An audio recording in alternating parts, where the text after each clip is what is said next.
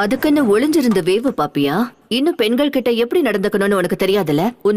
உன்ன மாதிரி வயசானவங்களுக்கும் எனக்கும் என்ன சம்பந்தம் இருக்கு சொல்லு. இப்ப நீ என்ன சொன்ன? ஒரு நிமிஷம், மைண்ட் வாய்ஸ் நினைச்சு சத்தமா பேசிட்டேன்.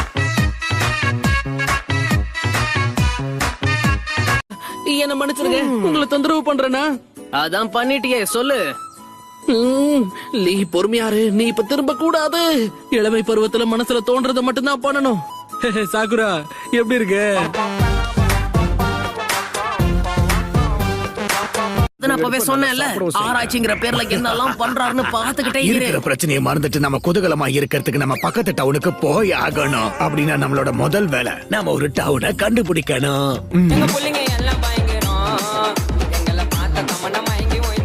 நீதான் டீம் லீடர்.